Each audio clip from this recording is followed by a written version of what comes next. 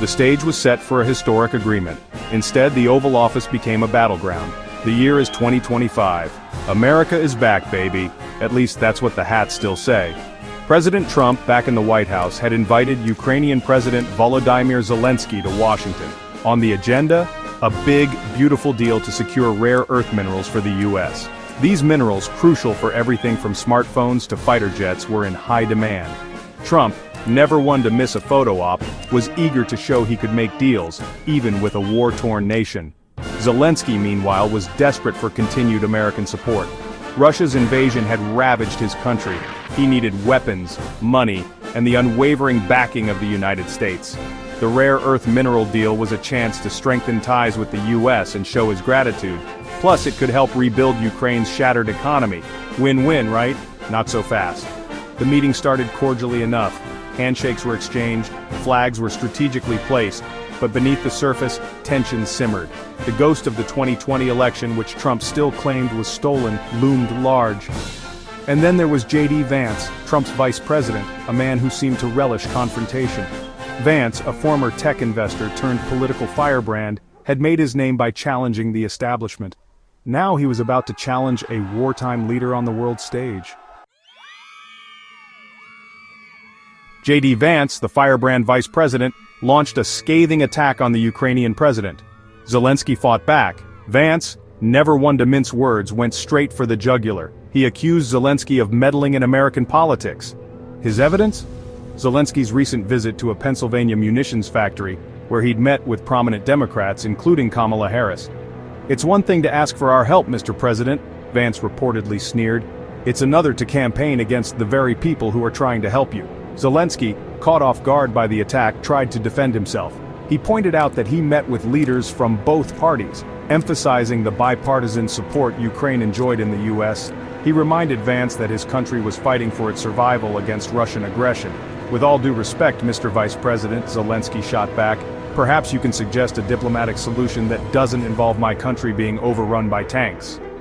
The room grew tense. Aides shifted uncomfortably in their seats. The translator struggled to keep up with the increasingly heated exchange. Vance, his voice rising, accused Zelensky of being ungrateful and disrespectful. He questioned whether Ukraine was truly committed to peace, or whether they were content to drag the U.S. into another endless war. Zelensky, his initial shock giving way to anger, reminded Vance that it was Russia, not Ukraine, that had invaded a sovereign nation. The president couldn't resist the drama. Chaos, insults, and a canceled lunch followed.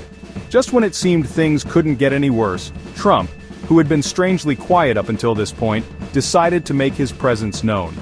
"This is fantastic television," he reportedly boomed, slapping his hand on the table. "The fake news media won't know what hit them." He then proceeded to launch into a rambling diatribe against the radical left and their supposed support for open borders and socialism.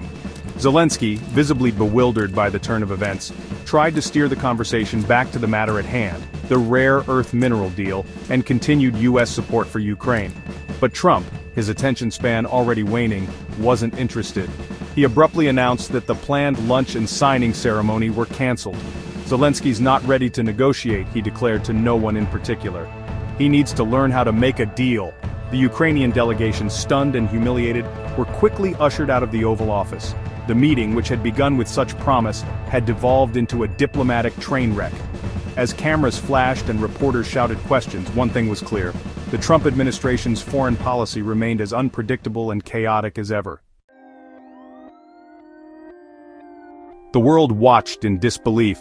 This wasn't just a diplomatic spat, it was a sign of a deeper shift in American foreign policy. The fallout from the disastrous meeting was immediate and far-reaching. News outlets around the world ran headlines like "Trump humiliates Zelensky in Oval Office showdown and America first, allies last." The Biden administration condemned the incident, calling it an embarrassment on the world stage and a gift to Putin. Even some Republicans, wary of Trump's increasingly erratic behavior, expressed concern. But for the most part, the Republican Party closed ranks around Trump and Vance. Senator Lindsey Graham, once a vocal critic of Trump, went on Fox News to declare that Zelensky owed Vance an apology. Congressman Matt Gaetz tweeted that Zelensky was a weakling who needed to learn his place. The message was clear: In Trump's America, loyalty to the dear leader trumped all else, even support for a Democratic ally under attack by a foreign adversary. The Oval Office debacle sent shockwaves through the international community. Allies, already unnerved by Trump's return to power, began to question the reliability of the United States. If America was willing to throw a wartime ally under the bus for political expediency, who would be next? The incident marked a turning point in the post-Cold War order, one in which the U.S. could no longer be relied upon as a guarantor of global security and stability.